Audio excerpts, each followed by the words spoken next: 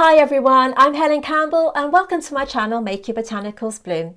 Now in this short video I will share with you how I painted this gorgeous anemone flower in watercolour with my proven technique. You will be able to see how I applied the colours in different layers to achieve the depth that is needed within watercolour.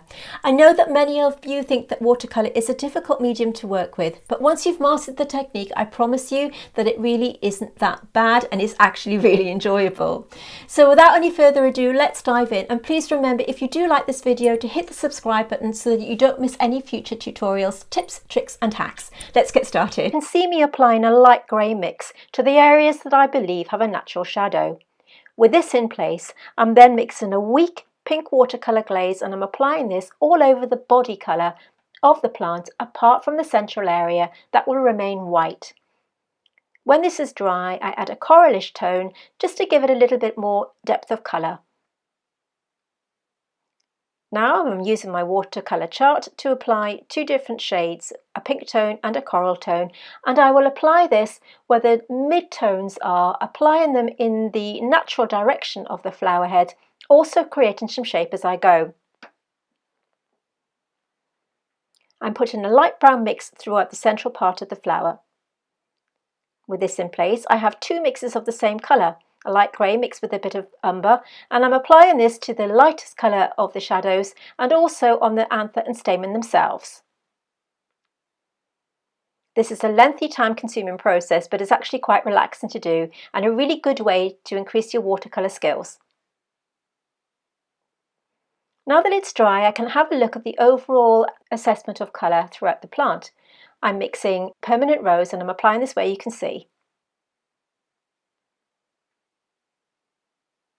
Also mixing a little bit of grey with a little bit of permanent rose to add a little bit more shadow where needed.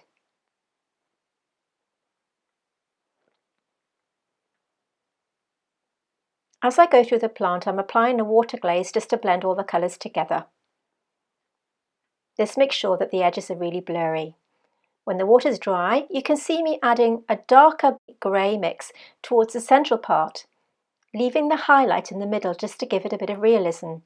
This time I'm using a stippling motion just to create form.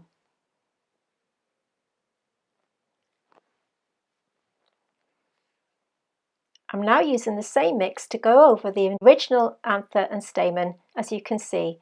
This will give it a lot of detail, and like I said, it's very time consuming, but it really is worth the effort because it gives the central part of the flower a lot of realism and almost looks 3D.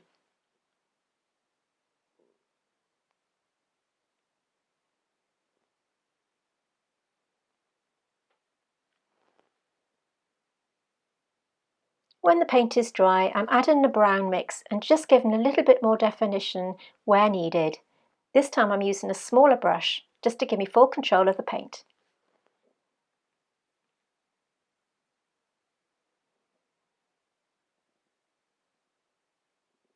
A few tweaks here and there can make all the difference.